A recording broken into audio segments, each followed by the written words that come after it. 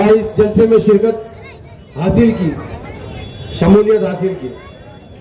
बोलने के लिए तो बहुत सारी बातें हैं और कायदीन भी मौजूद है। मैं कोई मुखर्रिर नहीं हूं, चूंकि इस एरिया में पला बड़ा हूं। आप लोग मुझे जानते हैं, मैं किरारपुरे में रहता हूं और मैं आप तमाम को जानता हूं। कहने का मतलब यह है कि आपने देखा होगा कि पिछले कई सालों से हम लोग काम कर रहे हैं, मजलिस इत्तेहादुल मुस्लिमीन काम कर रही है।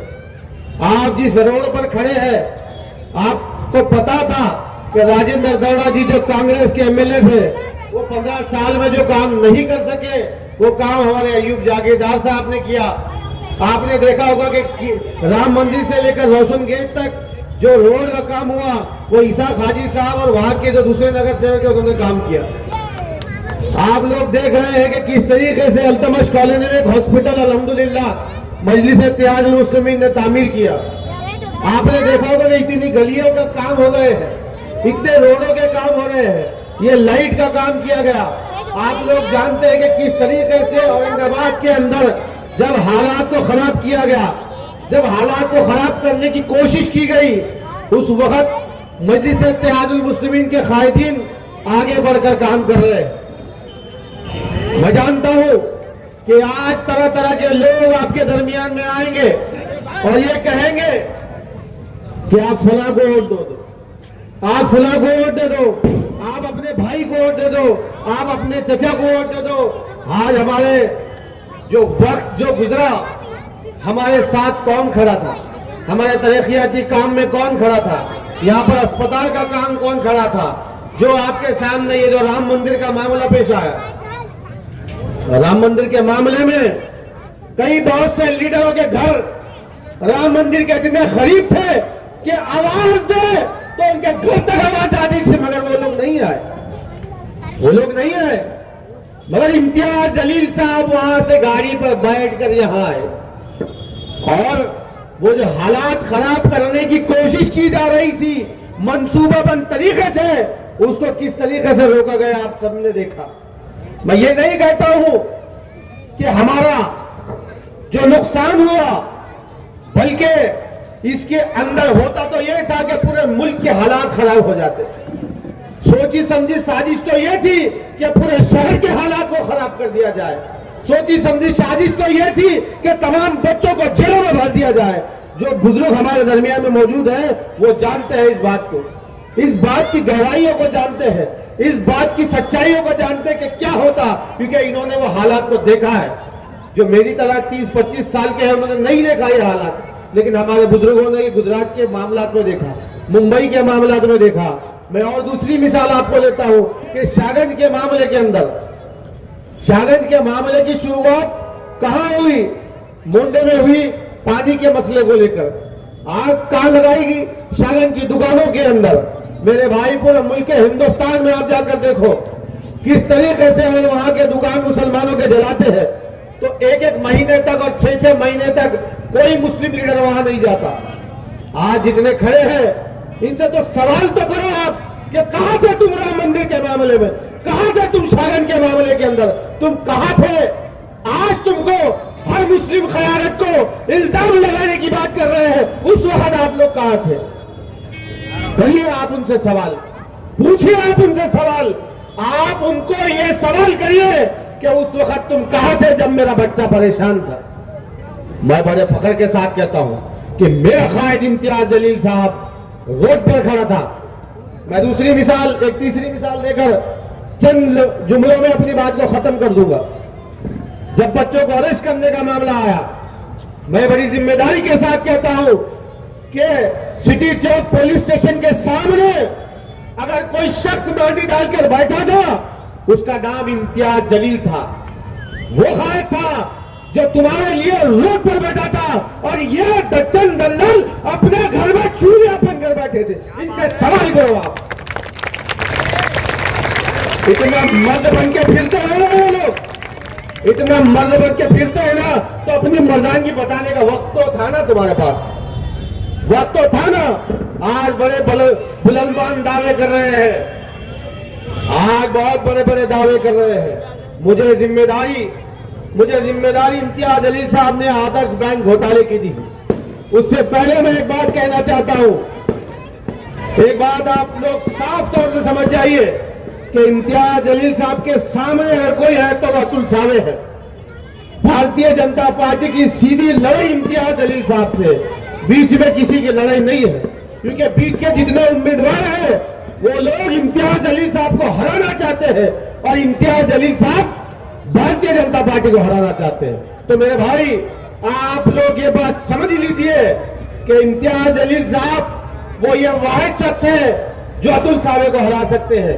बाकी हमने बहुत से लोगों को मौका दिया है, बहुत से लोगों को वक्त दिया है, बहुत से लोगों को कहा है कि आप कोशिश करिए, हम भी उनके साथ थे, लेकिन हमने उनको मौका दिया। लेकिन अब इम्तियाज जलील साहब लड़ेंगे। मैं एक मिसाल देकर आपको जगह अपनी लेना चाहता हूं।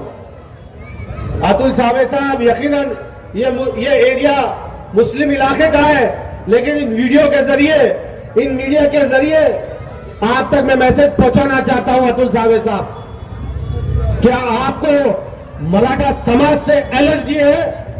क्या आपको मराठा समाज से एलर्जी है? कि मैं आपसे सवाल करना चाहता हूं, जिस तरीके से आपने अंतरवाली सराठी में जो मामला हुआ, मराठा योद्धा जरांगे पाटिल साहब पर जो तुमने किया, वहां पर तुम पालक मंत्री थे, क्यों नहीं आप वापस जाके उनसे बात किए? क्यों नहीं आपने कहा कि यकीनन जो पुलिस ने किया है वो गलत किया है? आपने नहीं कहा अतुल सावे साहब, आपने बल्कि यह किया कि वहां से अपना पालक मंत्री बदलकर आप औरंगाबाद में आए। क्यों नहीं मिले उनसे? क्यों आपको मराठा समाज से एलर्जी है? कि मैं तुमसे पूछना चाहता हूं। दूसरी मिसाल मैं आपको देना चाहता हूं कि आज आदर्श बैंक घोटाले के मामले में 98% इसमें मराठा समाज के हमारे भाई है, यकीनन वो हमारे भाई है। ये क्या किया इन्होंने कि इन्होंने बैंक का घोटाला किया जब ये फाइनेंस मिनिस्टर थे, करोड़ों रुपए का घोटाला करके आज ये उनको पीछे ढकेलने की कोशिश कर रहे हैं। बहुत से मुखर्रिर यहां मौजूद है।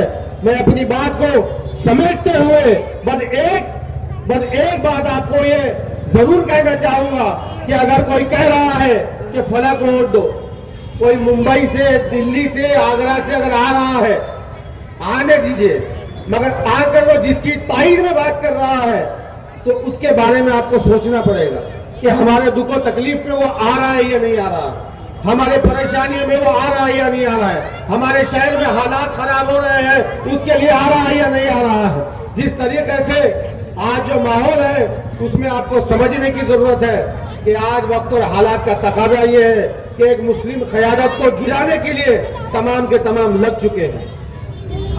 मैं एक शेर से अपनी बात को खत्म करना चाहता हूं, जो बार बार ये शेर कहने की जरूरत है कि देवबंदी शिया सुन्नी बरेलवी में बढ़ गए।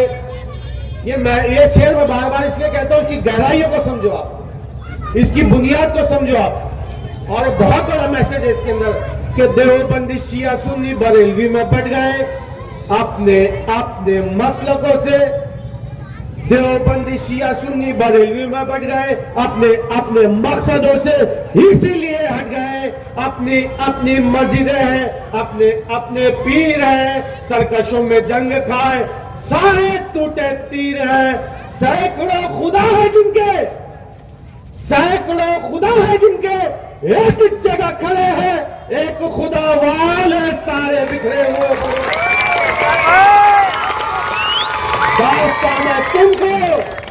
दास्तां मैं तुमको सुनाने आज ही आया हूं, सोए हुए शेरों को जगाने आज ही आया हूं। बहुत बहुत शुक्रिया साहब, शोएब जामाई साहब, सलीम बेग साहब, नदीम शेख साहब, मेरे बुजुर्गों, नौजवानों और जहां तक मेरी आवाज जा रही है सुनने वाली इज्जत मां, मेरी माँ और बहनों, हजरात, मुझसे अक्सर गैर मुस्लिम लोग पूछते हैं कि ये कैसा प्लेटफॉर्म है तुम्हारा कि सारे लोग एक जगह बैठे रहते हैं। अभी मैंने नाम लिया, उसमें पठान भी है, शेख भी है, जागीरदार भी है, बेग भी है, कोई बरादरी, कोई मुअज़्ज़िज़ शख्स छूटा हुआ नहीं है। ये आप लोग कैसे करते हैं? तो मैं अक्सर उनसे कहता हूं कि मजलिस इत्तेहादुल मुस्लिमीन के पास एक वजीफा है, एक नुस्खा है, जिसके जरिए हम लोग हमारे तमाम बरादरी को एक जगह जमा करते हैं। हैरत से पूछते हैं कौन सा वजीफा? कहता हूं कि हमारा रिश्ता है, और उस रिश्ते के जरिए हम लोग हमारे लोग को एक स्टेज पर जमा करते हैं, इत्तेहाद की दावत देते हैं, सियासी ताकत हासिल करते हैं। अब वो पूछते हैं कौन सा रिश्ता है? तो आप मुझे बताइए कि आपका असदुद्दीन अवैसी साहब से, आपका अकबरुद्दीन अवैसी साहब से, आपका इम्तियाज जलील साहब से और आपका मुझसे रिश्ता क्या है? क्या रिश्ता है? तेरा मेरा रिश्ता क्या? आवाज नहीं आ रही पीछे से। रिश्ते की बुनियाद ताकत से बनती है। तेरा मेरा रिश्ता क्या? अल्हम्दुलिल्लाह 10 साल पहले ये पैगाम लेकर असदुद्दीन अवैसी साहब और मजलिस इत्तेहादुल मुस्लिमीन आपके शहर आई थी। 10 साल पहले आपके इत्तेहाद ने 15 साल से आप पर फिरौन की तरह मुसल्लत दरगाह को गिराया था ना भाई। और अब मस्जिद की शहादत हम पर खर्ज है और शहादत के जिम्मेदारों को हराना आपकी जिम्मेदारी है। बनती है क्या नहीं? जो लोग खुलेआम दावा करते हैं, फख्र करते हैं कि हाँ हमने मस्जिद गिराई थी, क्या आप अपने वोट की ताकत से उनको जवाब देने के लिए तैयार है? तो मेरे भाई, आपके बीच असदुद्दीन अवैसी साहब ने इम्तियाज जलील साहब को ये किला फतह करने की जिम्मेदारी दी है।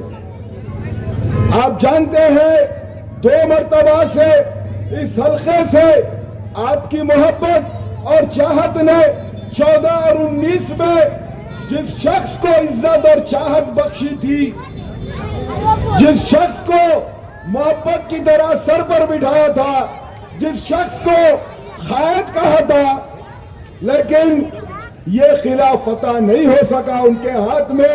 इसलिए सदर मजलिस ने असदुद्दीन अवैसी साहब ने इम्तियाज जलील साहब को औरंगाबाद के इस किले को फतह करते हुए यहाँ के लोगों की इत्तेहाद की ताकत को विधानसभा में लेके जाने की जिम्मेदारी दी है।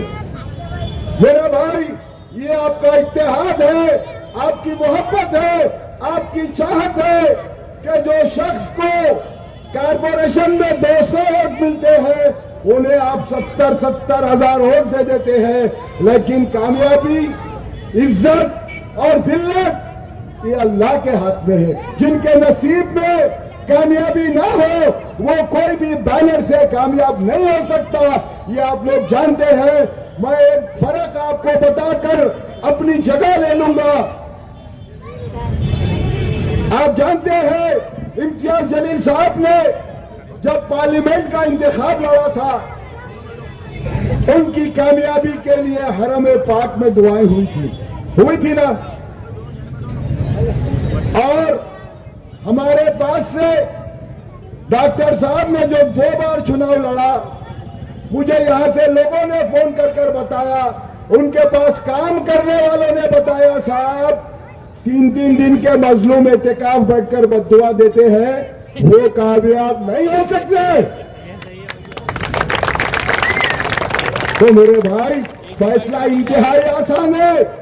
जिसकी कामयाबी के लिए हरम पाक में दुआ होती है, अल्लाह ताला उन्हें आपके दिलों में इस तरीके से बसा देता है कि आज इम्तियाज जलील साहब महाराष्ट्र की सियासत का एक अहम हिस्सा बने हुए हैं। आप लोग मुत्तफिक हैं मेरी इस बात से अल्लाह ने जो इज्जत बख्शी है इम्तियाज जलील को, सारी दुनिया में औरंगाबाद का नाम मशहूर किया है। पार्लियामेंट में उनके तकारीर, आपने जिस रिश्ते के तहत ला इलाहा इल्लल्लाह के तहत उन्हें पार्लियामेंट रवाना किया, अपनी हलफ बर्दारी के बाद आपके इस चेयर ने तकबीर अल्लाहू अकबर का नारा लगाकर यह पैगाम दिया कि हम किसी से नहीं डरते, अल्लाह सुब्हानहू तआला हमारे लिए काफी है। हम यहाँ पर मजलूम की ताकत बनने के लिए मैदान में है, हम यहाँ पर कमजोर की मदद करने के लिए सियासत कर रहे हैं। मेरे भाई, हिंदुस्तान के हालात आपके सामने है, इस पर गौर व फिक्र कीजिए। असदुद्दीन ओवैसी साहब को औरंगाबाद से एक मजबूत हाथ की, मजबूत ताकत की जरूरत है और आप लोग जानते हैं इम्तियाज जलील साहब इस कमी को पूरा कर सकते हैं। और जो लोग अल्लाह की राह में जदोजहद करते हैं, अल्लाह उनके लिए काफी होता है। मेरी यह बात याद रखिए, मजलिस इत्तेहादुल मुस्लिमीन कमजोर मुसलमानों की ताकत है, बेजुबानों की आवाज है। जिन लोगों को इंसाफ से महरूम किया जाता है उनके लिए इंसाफ दिलाने वाला एक प्लेटफॉर्म है। आपकी अपनी जमात को, आपकी अपनी आवाज को वोट के साथ साथ दुआओं में शामिल रखिए। सलाम अलैकुम। सलीम बेग साहब, अब्दुल सत्तार साहब, बाबर साहब, इरशाद साहब, इसाक साहब, अयूब साहब, यहाँ मौजूद मेरे भाइयों, बुजुर्गों, सुनने वाली मेरी माँ और बहनों, 20 तारीख के दिन होने वाले इंतखाबात आप लोगों का मुस्तकबिल तय करेंगे। याद रखिए, ये हमारे वजूद की लड़ाई है, बराबरी और हिस्सेदारी की लड़ाई है। इंतखाबात तो हर 5 साल को होते रहते, लेकिन 75 साल से इस मुल्क में मुसलमानों को सियासी शऊर नहीं मिला। और अगर अभी भी हम इस बात की गहराई को ना समझते हुए गफलत में रहेंगे तो आने वाला वक्त हमारे लिए बहुत मुश्किल रहेगा। कहीं ऐसा ना हो कि लोगों ने खता किया और सदियों ने सजा पाई। पोलिंग परसेंटेज बढ़ना जरूरी है, ना वोट तकसीम होना है ना कम होना है, एक तरफा ज्यादा से ज्यादा तादाद में आप लोगों को मजलिस को वोट डालना है। और इसीलिए डालना है क्योंकि आज हिंदुस्तान में हर मजहब के लोगों की लीडरशिप है, हर तबके के लोगों की लीडरशिप है। अगर किसी की लीडरशिप आज इस मुल्क में नहीं है तो मुसलमानों की लीडरशिप नहीं है।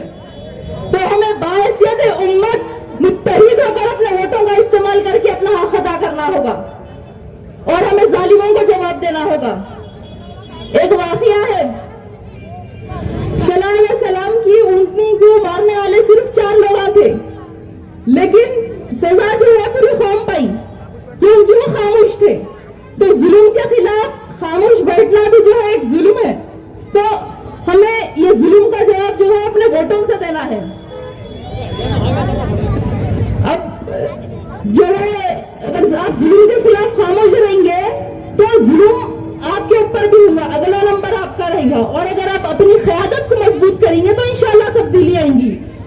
लोग जो बोलते हैं कि अब इन 4-5 सीट जीत लेके क्या कर लेंगे, ज्यादा से ज्यादा 8-10 जीत लेके क्या कर लेंगे, ज्यादा से ज्यादा।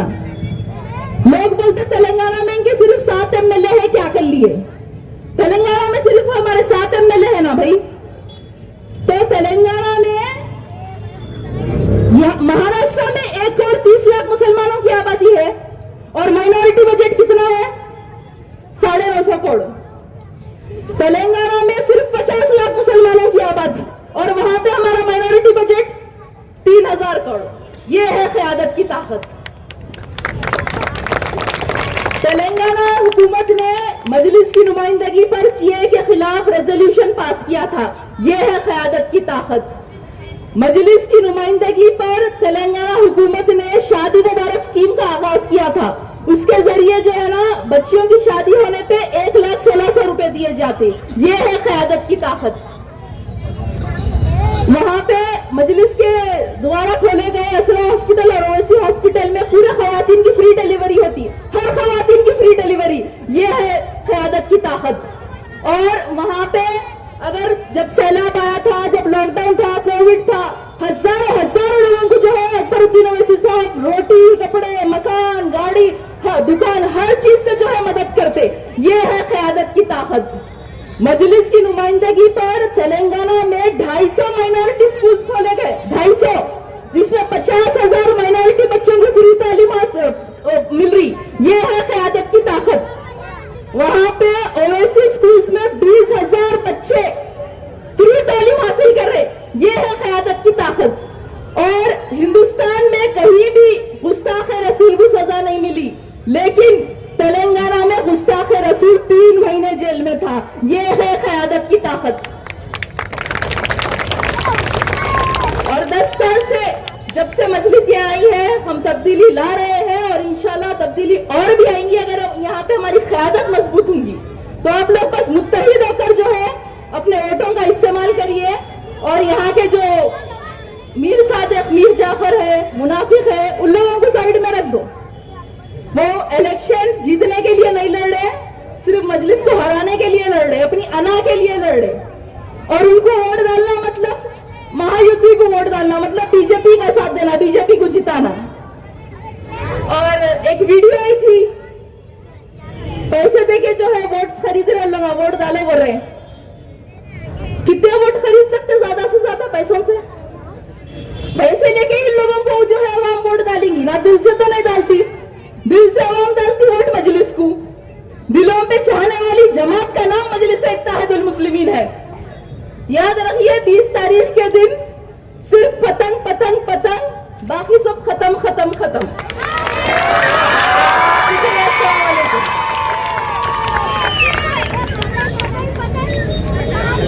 हमारे बीच अभी अभी जनाब आरिफ हुसैनी साहब तशरीफ लाए हैं। मैं उनका तहे दिल से इस्तकबाल करता हूँ।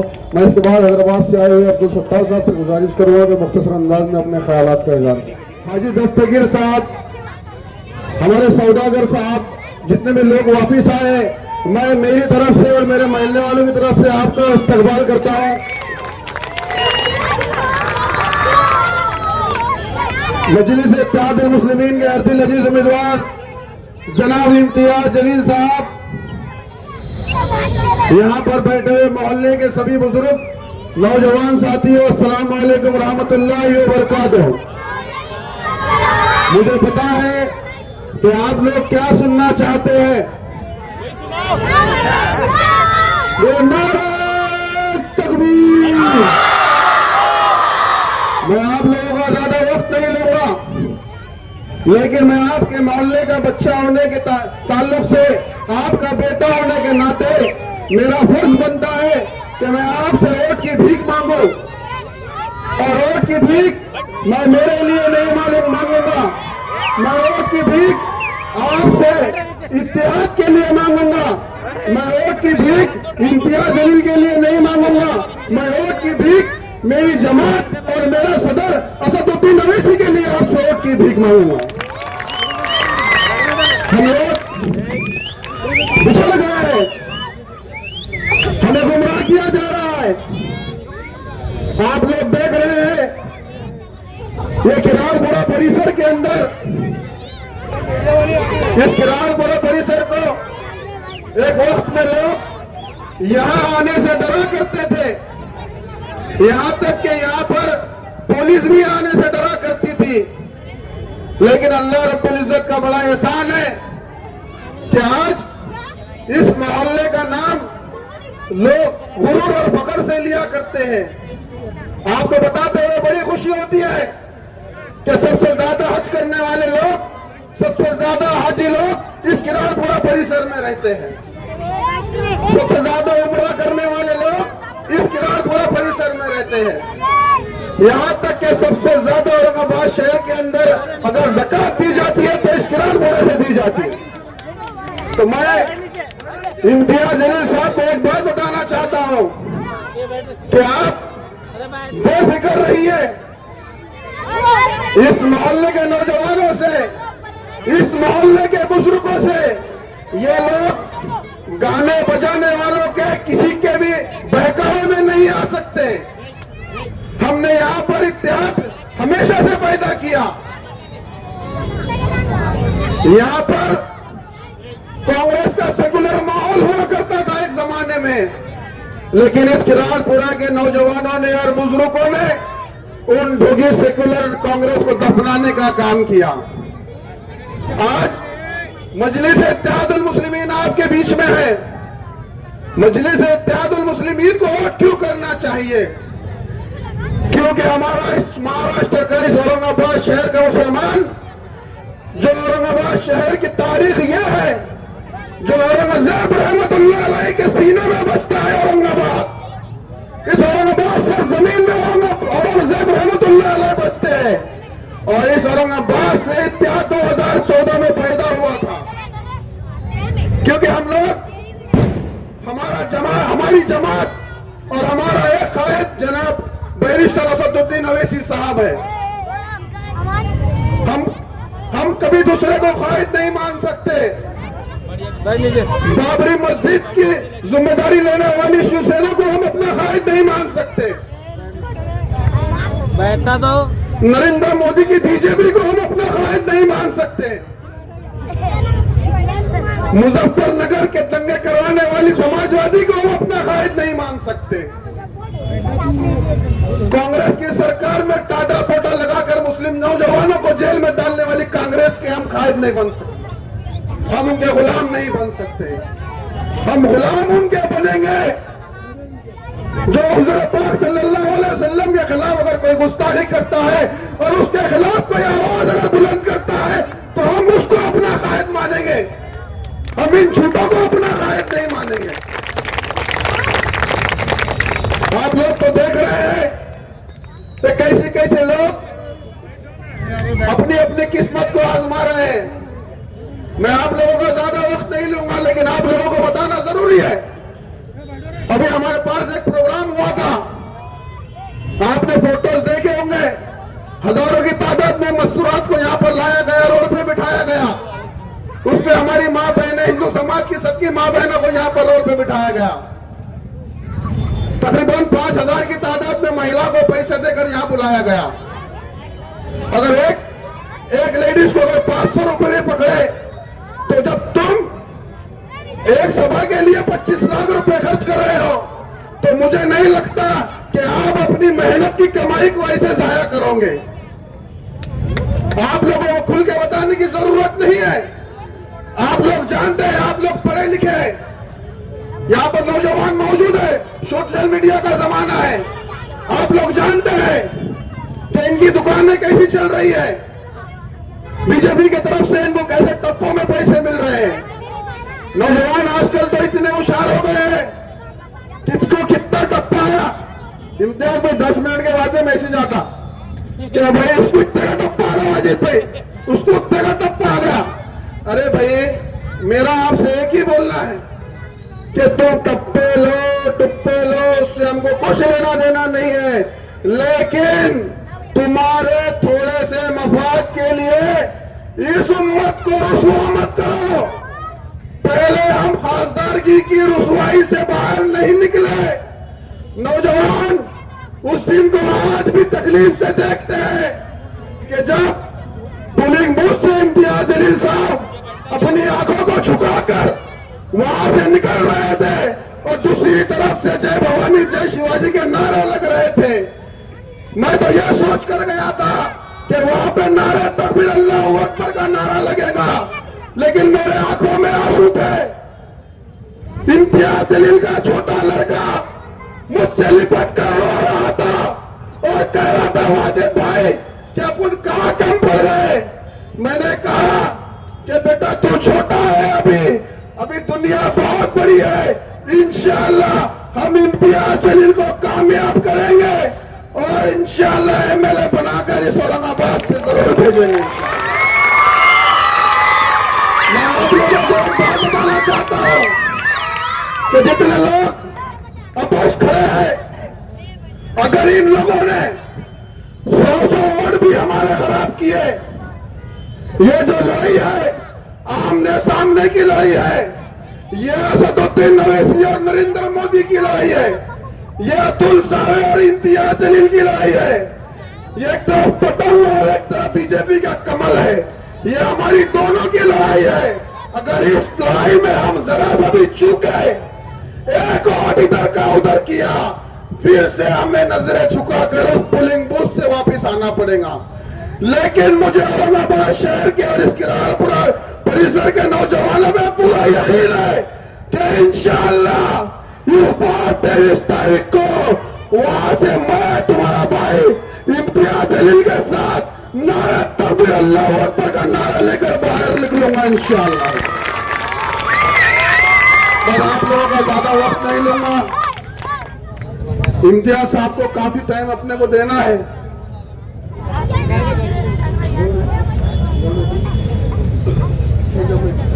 दिल्ली से हमारे बीच मेहमान आए हुए अशोक जमई साहब, दिल्ली के सदर है। दिल्ली से लोग यहाँ हमें समझाने के लिए आ रहे हैं। मैं कहूंगा कि उनका तहे दिल से इस्तकबाल करें और मुख्तसर अंदाज में अपने महाराष्ट्र इम्तियाज जलील साहब, अयूब जागीरदार साहब, हाजी शेरो साहब, इरशाद हाजी कॉरपोरेटर जी, मंजर शोएब साहब और हैदराबाद से आए हुए जिम्मेदार हजरात, किराटपुरा रहमानिया कॉलोनी के हमारे नौजवान साथियों, बुजुर्गों, मैं जिस जगह से आया हूँ, जिस मोहल्ले से आया हूँ, मेरा घर जहाँ है उसको शाहीन बाग कहते हैं। मेरे मोहल्ले का नाम शाहीन बाग है और मैं समझता हूँ कि जो आवाज शाहीन बाग से लगी थी 2020 में, 2019 में, वो पूरे मुल्क तक पहुंची थी। और आज ऐसी ही इनकलाबी आवाज के साथ हम आपके बीच आए हैं और हम ये मुतालबा करने आए हैं कि अपनी जो लीडरशिप है उसको कहीं कमजोर होने मत देना।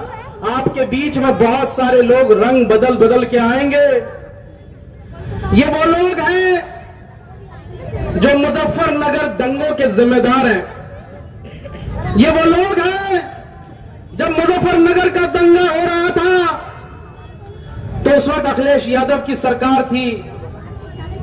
डॉक्टर गफ्फार कादरी साहब पूछे, जिनको इन्होंने कायद मान लिया है कि ये मुलायम सिंह यादव पार्लियामेंट में मोदी जी को जीतने का जब आशीर्वाद दे रहे थे तो क्या गफ्फार कादरी साहब उनको अपना कायद मानते हैं?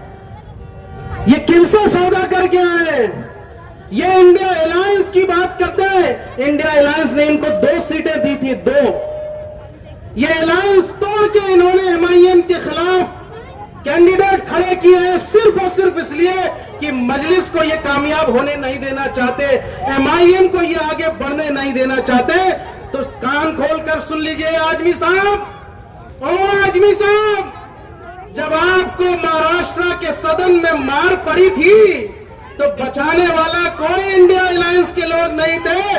आपको बचाने के लिए सिर्फ वारिस पठान और इम्तियाज जलील साहब भी थे। याद आया आपको? हाँ, सब याद दिला रहे। वो इकरा आपा कल आएंगी।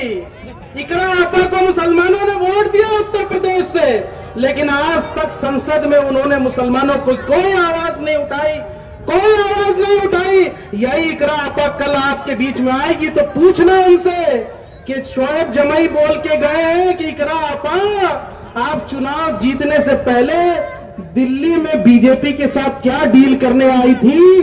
जब मैं भी वहां मौजूद था तो आपने अपने साथियों से वो बात छुपा ली और हमने पूछा इनके साथियों से कि ये दिल्ली में क्या करने आए हैं, तो इसके किसी आदमी ने बता दिया कि भैया ये बीजेपी से कुछ डील करने आए हैं, इनके भाई को छुड़वाना है, इसलिए ये ज्यादा बातें नहीं कर रही हैं।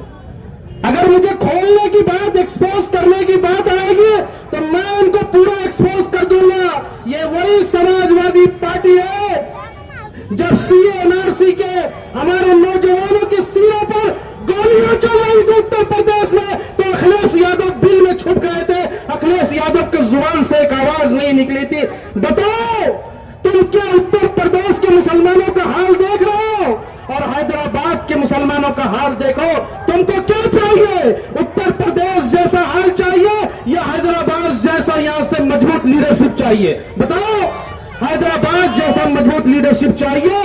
अगर तुमने यहां से इन लोगों को अपना कायद बनाया तो तुम्हारा भी हाल वही होगा जैसे वहां पे मस्जिदों पे चढ़ के झंडे लहरा दिए जाते हैं, जैसे वहां मुसलमान नौजवानों के यहां से गोली से छलनी कर दिया जाता है, यही हाल ये महाराष्ट्र में करना चाहते हैं, तो इनको हमें रोकना है इंशाअल्लाह। और एक बात और कहते हुए जा रहा हूं कि राणे और महाराजगिरी ने जो बातें की हैं, जो गुस्ताखियां की हैं, उनको इस मंच से ये जवाब दे रहे हो कि सुन लो राणे, सुन लो महाराजगिरी, अभी तो जहरा की बेटियों ने मोर्चा संभाल रखा है, अभी तो जहरा की बेटियों ने मोर्चा संभाल रखा है। अगर अली के शेर मैदान में आ गए तो मंजर बदल जाएगा। अगर अली के शेर मैदान में आ गए तो मंजर बदल जाएगा।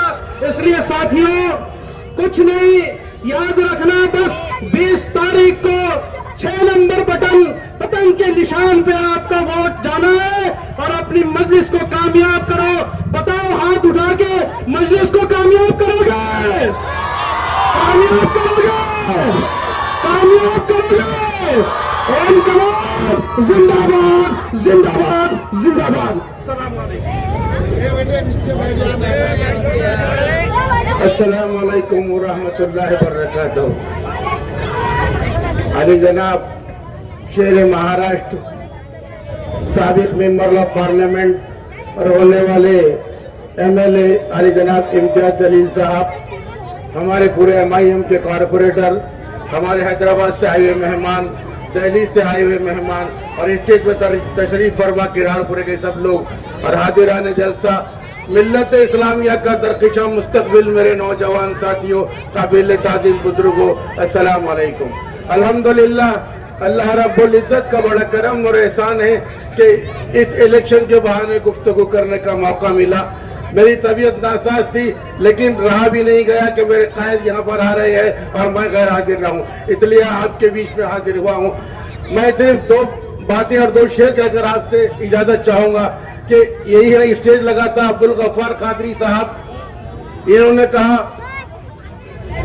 कुछ बातें हो गई थी यहाँ ऑफिस खोलना और नहीं खोलने के ऊपर से, कोई समाजवादी पार्टी का कोई ऑफिस कोई लड़का खोल रहा था, हमारे बड़े लड़के जहांगीर जागीरदार ने उसे कुछ बहस तो कुछ कह दिया बुरा भला, लेकिन एक जिम्मेदार आदमी अब्दुल गफ्फार साहब कादरी कहते हैं कि मैं अय्यूब जागीरदार के दोनों बच्चे जहांगीरदार और वाजिद जागीरदार को इलेक्शन के बाद जेल भेजाऊंगा।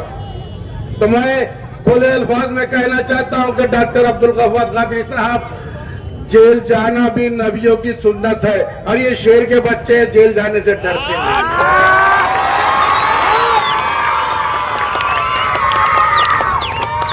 और उनका वो 2 टके का सर खरीद गुलाम सोहेल जलील, जो उसके ऑफिस स्कूल के अंदर टीचर है या प्रोफेसर है, वहां पढ़ाता है और तनख्वाह प्रोफेसर की लेता है और काम चपरासी का करता है अब्दुल गफ्फार कादरी के घर में। और वो कह रहा था कि इम्तियाज जलील के बाप की जागीर नहीं है। अल्लाह के बंदे, अदब से बात कर, मेंबर ऑफ पार्लियामेंट होने वाले MLA है, चुन के आने के बाद तेरे इस बात का जवाब दूंगा इंशाअल्लाह। इस स्टेज पर जब जश्न फतेह मनाया जाएगा तो सोहेल जलील, सर खरीद गुलाम चपरासी, तुझे भी जवाब दूंगा कि किसके बाप तक पहुंचने की तेरी हिम्मत, तेरी ताकत नहीं है। जब यहाँ पर फिसाद हो रहा था, आग के शोले, गाड़ियां चल रही थी, पुलिस की गोलियां चल रही थी राम मंदिर के अंदर, वहां पर शेर महाराष्ट्र इम्तियाज जलील के साहब, अगर कोई 2 शेर के बच्चे थे तो वाजिद जागीरदार और जहांगीर जागीरदार, ये दोनों बॉडीगार्ड बनकर इम्तियाज जलील के बाजू में खड़े थे। देख लो उस दिन का वीडियो शूटिंग उठाकर कि जब इम्तियाज जलील वहां पर अकेला बेयारो मददगार, गोलियों की अगार आग चल रही थी, गोलियां चल रही थी और इसके बीच में राम मंदिर को बचा रहा था और हिंदू मुसलमान फिसाद होने से बचा रहा था। और उसके साथ डटकर 2 मजबूत बाजू में मेरे दोनों लड़के खड़े थे और हमें कहते हो कि जेल भेज देंगे। डॉक्टर साहब, जेल से उन्हें डराना जिन्होंने जेल नहीं देखी। ये अय्यूब जागीरदार जेल में भी रहकर आया हुआ है। सियासत के अंदर मैंने भी जेल गया था और मैं भी जेल काट कर आया हूँ। मैं मुस्लिम लीग में था जब मैं भी जेल गया था। तो मैं आपका ज्यादा वक्त नहीं लूंगा, सिर्फ इतना ही कहूंगा कि डॉक्टर साहब ये जो आप कह रहे हैं कि मैं जीतने के लिए खड़ा नहीं हुआ, मैं तो खाली इम्तियाज जलील को हराने के लिए खड़ा हूं। तो डॉक्टर साहब सुन लीजिए कि मुद्दई लाख बुरा चाहे तो क्या होता है, वही होता है जो मंजूर खुदा होता है। एक दो शेर के साथ मैं आपसे इजाजत चाहूंगा। एक डॉक्टर अब्दुल गफ्फार खादरी साहब के लिए है और एक इम्तियाज जलील के लिए है। वो ज्यादा वक्त नहीं लूंगा कि मेरी सेहत भी जवाब नहीं दे रही है। हम जो इन तक पयामे वफा ले गए, तवज्जो चाहूंगा हाजिरान जलसा, बहुत बेहतरीन शेर है कि हम जो इन तक पयामे वफा ले गए, हम पे पत्थर जफा के उछाले गए, दूध पीकर उगलने लगे वो जहर, सांप जो आस्तीनों में पाले गए। जनाब इम्तियाज जलील साहब, 10 साल से आपने सांप को आस्तीनों में पाल रखा था, लेकिन खस्तम जहां पाक पहुंची वहीं पे जहां का खमीर था, चले गए वहीं पर। 10 साल तक कहते थे MIM बहुत अच्छी पार्टी है, बहुत अच्छी पार्टी है। अरे हम तो आपसे वादा करते हैं कि जिएंगे तो MIM के लिए और इंशाल्लाह मरेंगे तो भी MIM के लिए। और इम्तियाज जलील साहब के लिए एक शेर कहूंगा और बस अपनी जगह लूंगा कि वादे मुखालिफ से न घबरा तू है अकाब, वादे मुखालिफ से न घबरा तू है अकाब, ये तो चलती है तुझे ऊंचा उड़ाने के लिए। तो नौजवान साथियों, मैं आपसे एक गुजारिश करूंगा कि आने वाली 20 तारीख को अपने काम को आगे पीछे कीजिए और शरीफ बहुत आएंगे, बहुत इलेक्शन में खड़े हैं, लंबी बात करने का वक्त नहीं है। अब इम्तियाज जलील साहब को चुनने के लिए बेकरार है, इसके लिए बस आपसे एक शेर सा याद चाहूंगा कि क्यों सो गए हो कौम का मियार बेचकर, क्यों सो गए हो कौम का मियार बेचकर, हक छीन लो बेहिसी सरे बाजार बेचकर, और फिरका परस्तों से तुम डरने लगे हो अगर तो चूड़ियां खरीद लो तलवार बेचकर। शुक्रिया, खुदा हाफिज।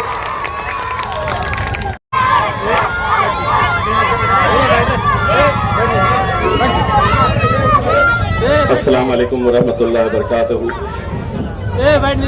स्टेज पर मौजूद इस इलाके की बुजुर्ग शख्सियत जनाब हाजी शेरू साहब, हमारे कॉरपोरेटर्स अयूब जागीरदार साहब, हाजी इरशाद साहब, हाजी इसाक साहब, दिल्ली से आए हुए हमारे मजलिस इत्तेहाद उल मुस्लिमीन के सदर शोएब जमाई साहब, हैदराबाद से आए हुए मजलिस के सीनियर लीडर कॉरपोरेटर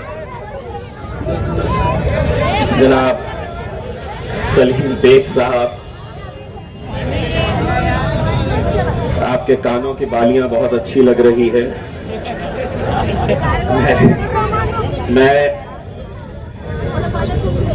मैं आप तमाम लोगों का तहे दिल से शुक्रिया अदा करता हूं। इस इलाके में जब भी मैं आता हूं, जब भी यहां से गुजरता हूं, मुझे 2014 के बाद का वो रास्ता नजर आता है कि जहां पर सिर्फ इस रास्ते के ऊपर खड्डे हुआ करते थे, तंग रास्ते थे। अल्हम्दुलिल्लाह मजलिस इत्तेहाद उल मुस्लिमीन ने आज जिन इलाकों के अंदर कुछ जो बड़े काम किए हैं, उसमें चाहे ये रास्ता हो या हमारे खटखट गेट का मामला हो या जो हमारी पुरानी शिनाख्त जिसकी वजह से हमारे शहर की शिनाख्त थी उसको बचाए रखने का हमने जो कोशिशें की है, अल्हम्दुलिल्लाह उसमें हमें कामयाबी मिली है। नौजवानों, आज हमारे इलेक्शन के ताल्लुक से आप लोग बहुत सारी बातें सुन रहे होंगे। मैं सिर्फ इतना आप लोगों से कहना चाहता हूं, अगर हमारा ईमान पुख्ता है, अगर हम अल्लाह पे यकीन रखते हैं, तो इस बात के ऊपर भी यकीन रखना चाहिए कि तो इज़्ज़ु मंतशा व तज़िल्लु मंतशा, इज्जत का और जिल्लत का देने वाला खुदा है। अगर हमारे हिस्से में जीत लिखी है तो अल्लाह गैब से जरिए बनाता है। अगर हमें लोकसभा के अंदर हारना पड़ा, मुझे मालूम है कि उस दिन आपकी कैफियत कैसी थी, आप लोग कितने मायूस थे, कितने नाराज थे। यकीनन आपका वो दुख, आपकी वो नाराजगी जायज इसलिए भी थी कि आप लोगों ने शिद्दत के साथ मेहनत की थी, बुजुर्गों ने, हमारी माएं और बहनों ने दुआएं की थी, और उसके बाद अगर नतीजा आया तो उस हारने के बाद भी मैंने एक ही बात कही थी कि इस दुनिया में पत्ता भी नहीं हिलता है अल्लाह की रजा के बगैर। अगर उसमें हमारी हार हुई है तो कहीं ना कहीं अल्लाह उससे बेहतर कुछ चाहता था। वहां नाकामयाब करके शायद वो ऐसा दिन दिखाना चाहता था कि पूरा महाराष्ट्र जिसको हराने के लिए निकला है और अल्लाह की रजा है तो 23 तारीख के दिन पूरे हिंदुस्तान के मुसलमानों की नजरें इस औरंगाबाद की ईस्ट की सीट के ऊपर इसलिए लगी हुई है कि एक अकेले इम्तियाज जलील को हराने के लिए जो खेल खेले जा रहे, जो साजिशें हो रही है। वरना आप बताइए, पूरे महाराष्ट्र में इतने सारे मुसलमान उम्मीदवार खड़े हुए हैं, लेकिन किसी के भी खिलाफ 28 मुसलमान उम्मीदवारों को खड़ा नहीं किया गया था। मेरे खिलाफ 28 मुसलमानों के उम्मीदवार खड़े किए गए, जो महाराष्ट्र के अंदर सबसे ज्यादा किसी एक मुसलमान को हराने के लिए वो खुद से खड़े नहीं हुए हैं, उन्हें खड़ा किया गया है। और आप अच्छी तरह से जान सकते हैं कि अगर ये वोट बटेगा तो सीधा फायदा किसको होने वाला है। अगर आपका वोट गलती से किसी और को गया तो वो वोट सीधा भारतीय जनता पार्टी की झोली में जाएगा। और उसी साजिश को उन्होंने अंजाम देते हुए अलग अलग इलाकों से मुसलमानों को टिकट देकर खड़ा किया। किसी को कहा गया कि तुम्हें 200 वोट लेना है, किसी को 500, किसी को 1000, और उसकी कीमत तय की गई। किसी को लाख रुपया दिया गया, किसी को 2 लाख, किसी को 5 लाख रुपये। सवाल यह पैदा होता है कि आखिर कब तक ये कौम महज 15 लोग, 20 लोग इसका सौदा करते रहेंगे। ये कौम का सौदा करने वाले हर 5 साल के बाद उठ के आते हैं। क्या वजह है कि जो लोग खड़े हैं वो सही मानों में जीतने के लिए अगर खड़े हैं तो आज कहां है वो लोग। एक एमएलए का फॉर्म भरना है तो ऐसा नहीं है कि आपने 2 रुपए का कोई फॉर्म लेके आया, किसी दुकान से फॉर्म भर दिया और जाकर जमा करवा दिए कि मुझे एमएलए होना है। एक फॉर्म भरने के लिए भी एक वकील की जरूरत होती है, दुनिया भर के एफिडेविट्स लगाने पड़ते हैं। और ऐसा नहीं है कि सिर्फ फॉर्म जाके जमा कराना होता है, फॉर्म के साथ 10,000 रुपये भी जमा कराने होते हैं। 2-3 ऐसे उम्मीदवार हैं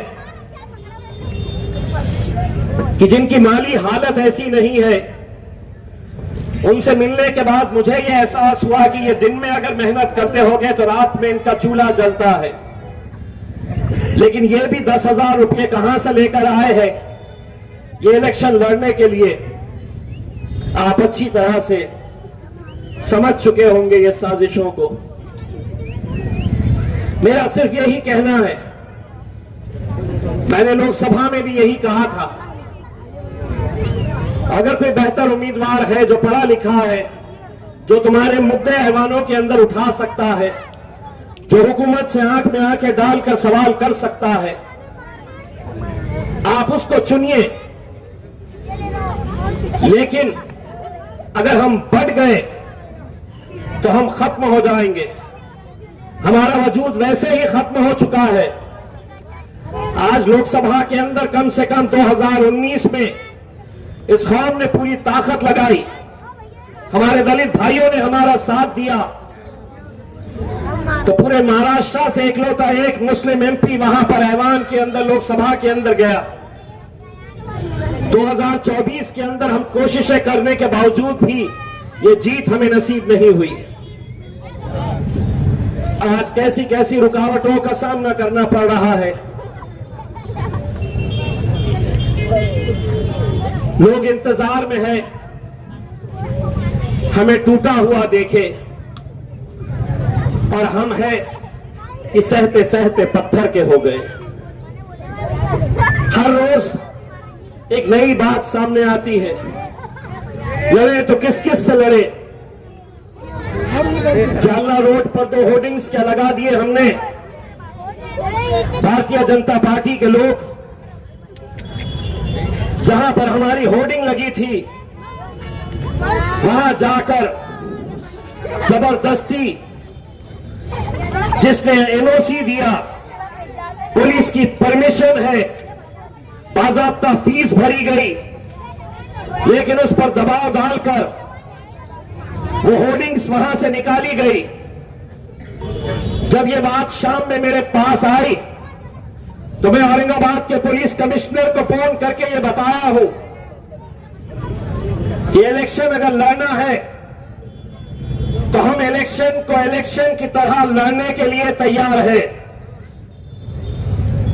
अगर गुंडागर्दी करना है, दादागिरी करना है, भाईगिरी का इतना ही शौक है, तो भाजपा के उस उम्मीदवार अतुल सावे को ये खुलो चुनौती देता हूं। अगर शराफत से इलेक्शन लड़ना है तो लड़, और अगर दादागिरी करना चाह रहा है तो उसके लिए भी हम तैयार हैं।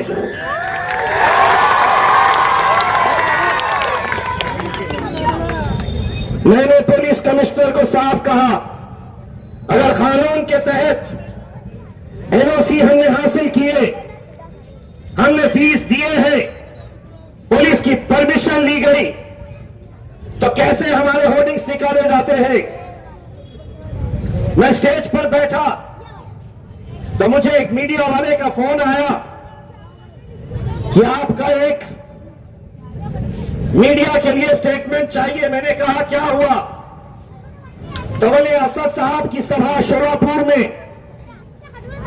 चल रही है, वहां पर पुलिस वाले स्टेज पर आके असद साहब को एक नोटिस दिए हैं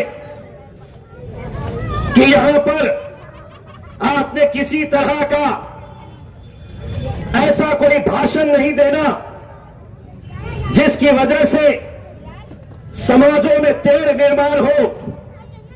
अगर तुमने ये नोटिस असदुद्दीन अवैसी को दिए हैं तो मैं महाराष्ट्र की पुलिस से यह सवाल करना चाहता हूं, क्या वो उत्तर प्रदेश का योगी टकला क्या तुम्हारा बाप है जो आकर महाराष्ट्र के अंदर ये भाषण देकर गया है कि अगर हम बढ़ गए तो हम कट गए। वो ये भाषण देकर गया है कि मुसलमानों, तुम्हें अगर यहां नहीं रहना है तो यहां से पाकिस्तान चले जाओ। ये भाषण तुम्हें चलता है, अगर ये चलता है तो फिर ये भी चलना चाहिए। अगर उसकी जबान चलती है तो मेरी जबान तो अल्हम्दुलिल्लाह रोज नान खलिया खाकर तैयार हुई है।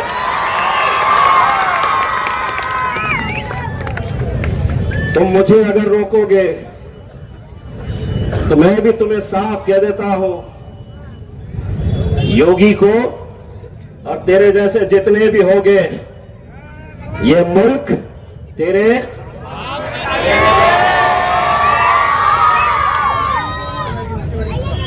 योगी टकले सुन, ये मुल्क तेरे देते मेरे को नोटिस। मेरे को नोटिस कहां से देते? दे ही नहीं सकते, क्योंकि मैंने तो आधा बोला, आधा इन्होंने बोला। जिसको जो पैगाम पहुंचना था वो पहुंच चुका है। लेकिन हम ये सवाल करना चाहते हैं मेरे भाई कि कब तक हम इसी तरह का शिकार होते रहेंगे। आज क्या वजह है कि समाजवादी पार्टी को पूरे महाराष्ट्र के अंदर महाविकास आघाड़ी के साथ गठबंधन है, उनका अलायंस है। शरद पवार कांग्रेस, उद्धव ठाकरे की शिवसेना के साथ समाजवादी पार्टी का भी गठबंधन है। उन्हें उस गठबंधन के अंदर महज 2 सीटें दिए गए हैं। एक खुद अबू आसिम की सीट गोवंडी से और दूसरा उनका एमएलए भिवंडी की ईस्ट कॉन्स्टिट्यूएंसी से रईस को टिकट दिया गया है। हमने तय किए थे कि हम उनके खिलाफ उम्मीदवार नहीं उतारेंगे, लेकिन पता चला कि जैसे ही इम्तियाज जलील यहां से खड़ा रहने वाला है, तुमने खामोशी से यहां पर एबी फॉर्म लगाकर और अबू आसिम आज के इस इलेक्शन के अंदर अगर भारतीय जनता पार्टी के देवेंद्र फडणवीस के इशारों के ऊपर अगर कोई नाच रहा है तो उस शख्स का नाम है अबू आसिम।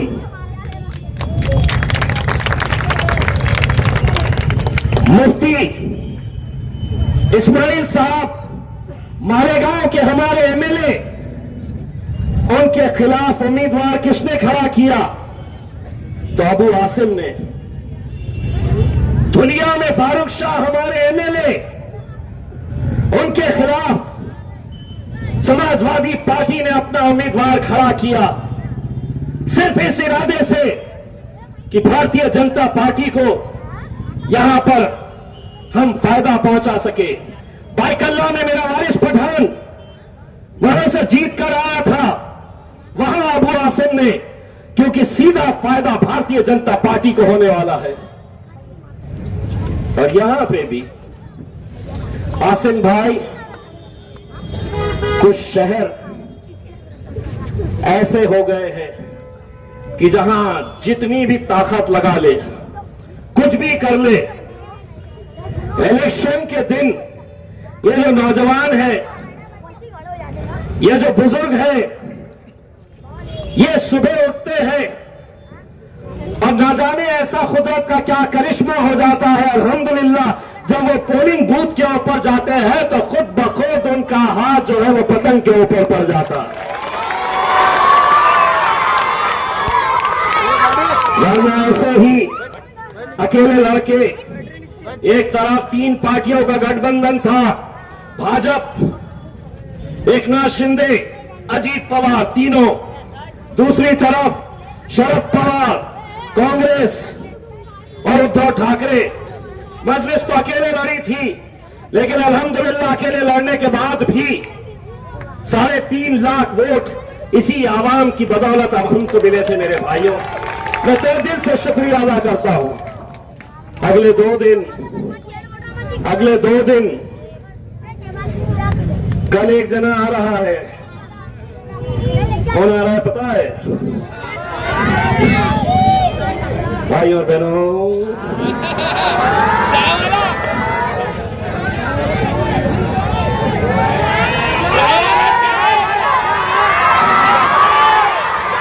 मोदी जी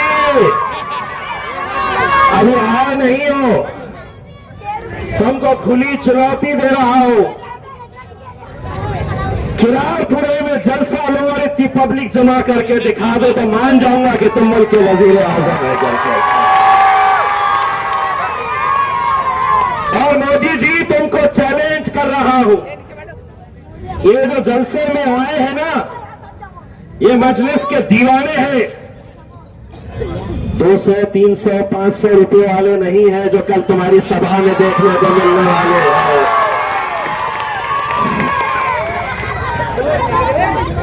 वैसे सुना है यहां पर 2-4 दिन पहले बड़ी गाड़ियां आई थी भर भर के।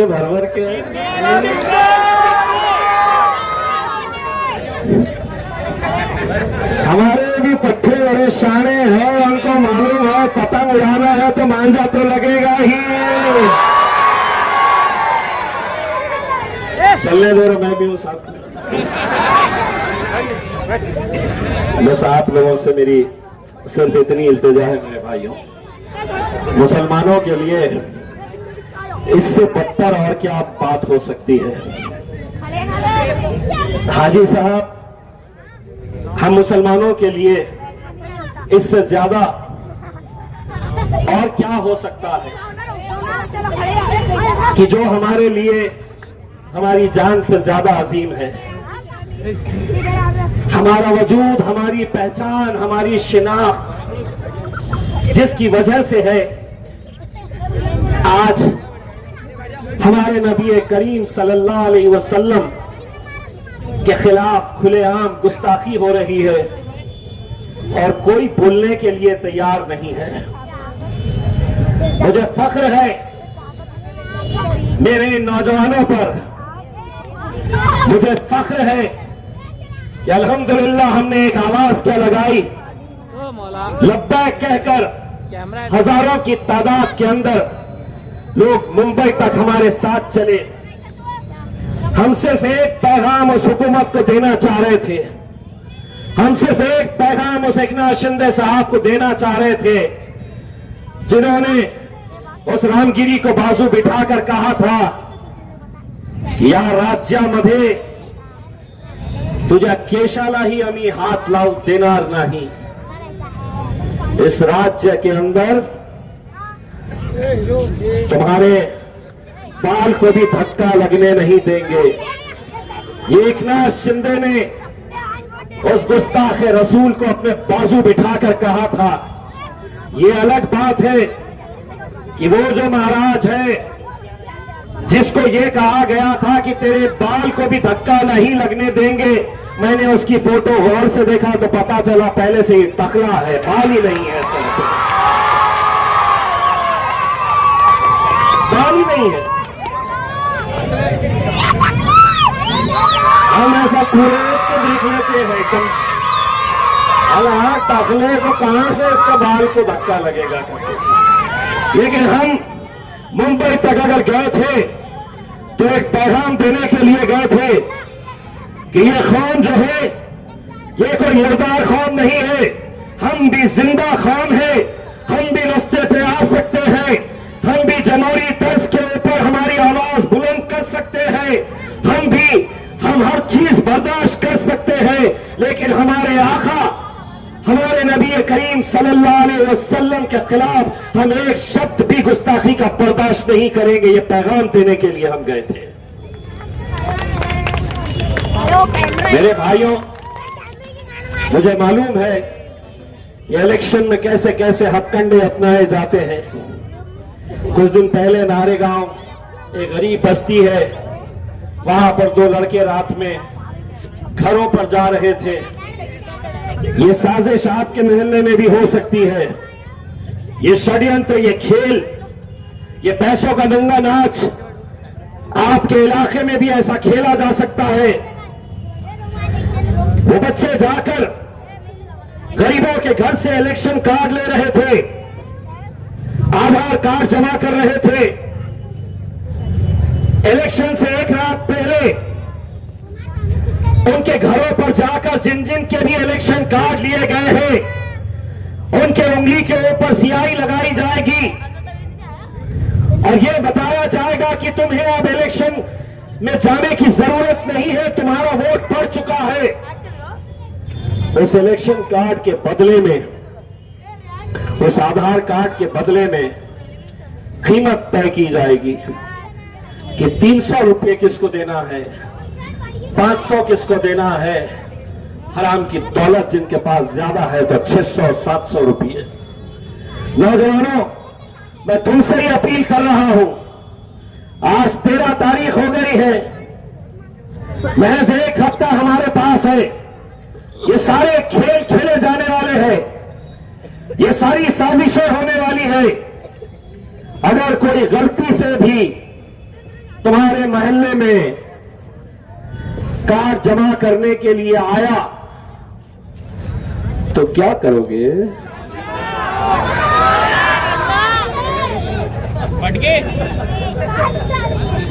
मैंने नहीं बोला, ये बोला अंधी पाशा करेंगे।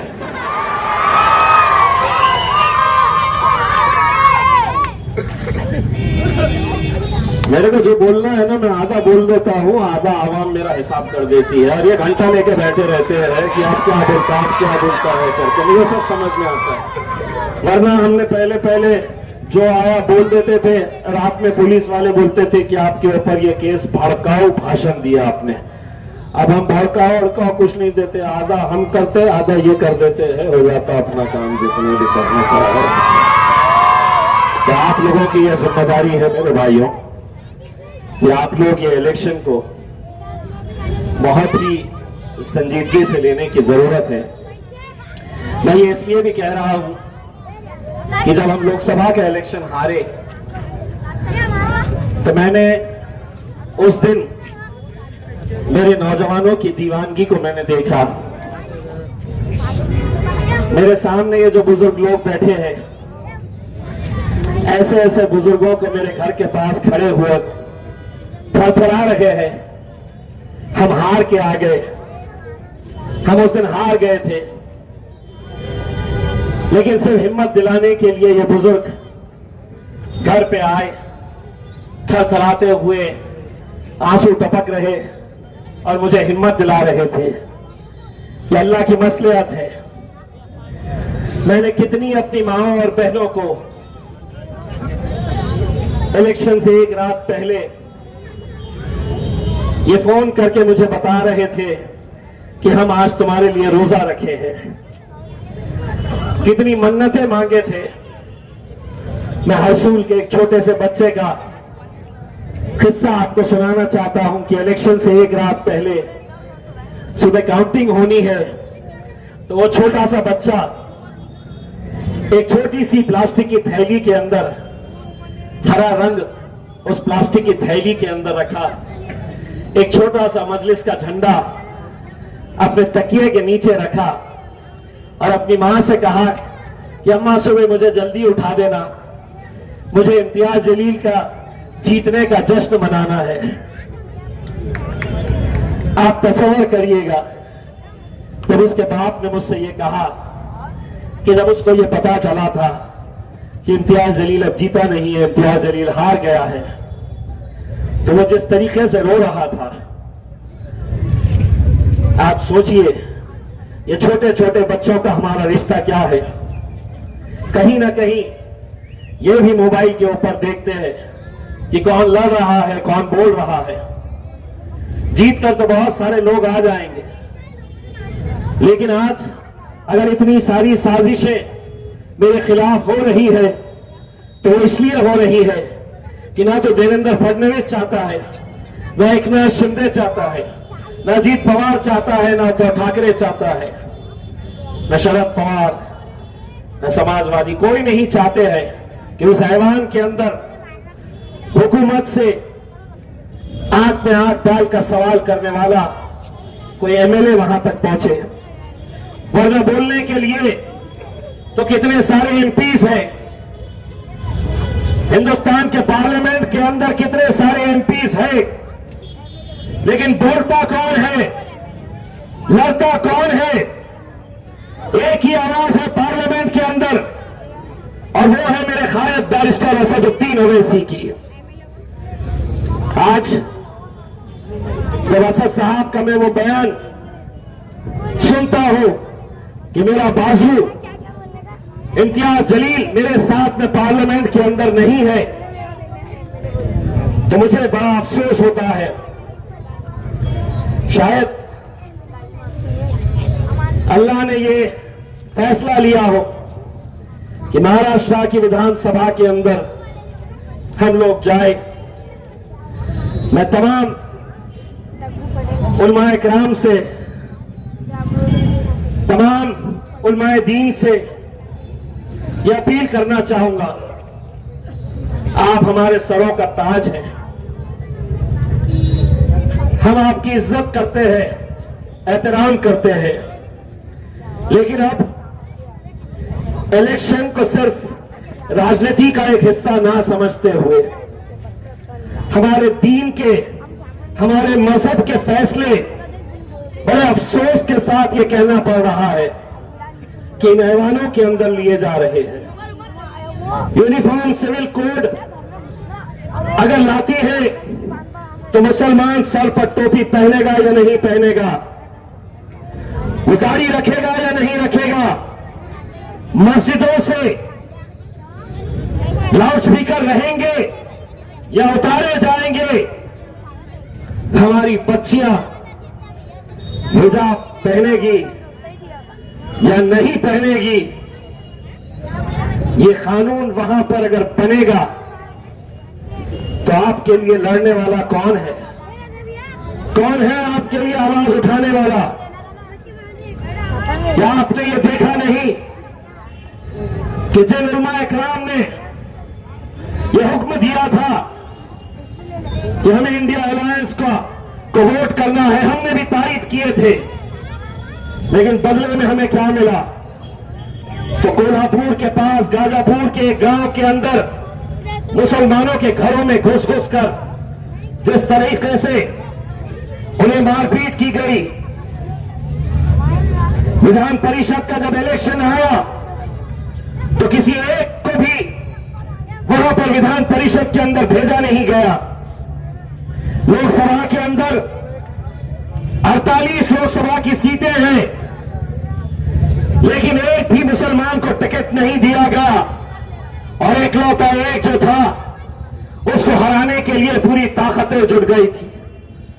वो समझे थे कि मैं हार गया तो घर पे बैठ जाऊंगा, लेकिन अल्हम्दुलिल्लाह आज मुझे इस बात का फख्र है कि मैं इस आवाम की नुमाइंदगी करने का मुझे 10 साल आप लोगों ने मौका दिया, अपने सीने से लगाए रखा, अपने कांधों पर मुझे बिठाया, लेकिन आज मुझे जो गिराने के लिए जो साजिशें हो रही है, मुझे मालूम है कि लोकसभा के वक्त कितने सारे नौजवान ऐसे थे जिन्होंने ये तैयारी किए थे। किसी ने कहा था कि मैंने 2 बैग भर के रंग लाया हूं, किसी ने कहा था मैंने ढोल ताशे का इंतजाम कर लिया हूं, सारी तैयारियां थी, लेकिन अल्लाह की रजा उसमें नहीं थी, हमने उसको कबूला।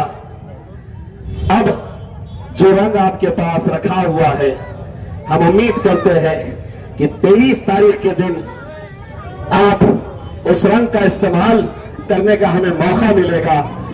20 तारीख के दिन एक एक वोट आपके लिए कीमती है, एक एक वोट का इस्तेमाल करिए। 6 नंबर की निशानी है हमारी, 6 नंबर की, उस 6 नंबर के ऊपर, उस 6 नंबर के ऊपर आप मोहर लगाइए, मजलिस को कामयाब करिए, और जहां तक आपकी आवाज जा सकती है मेरी आवाज के साथ आवाज लगाइएगा। नारे तकबीर, नारे तकबीर, नारे तकबीर। बहुत बहुत शुक्रिया।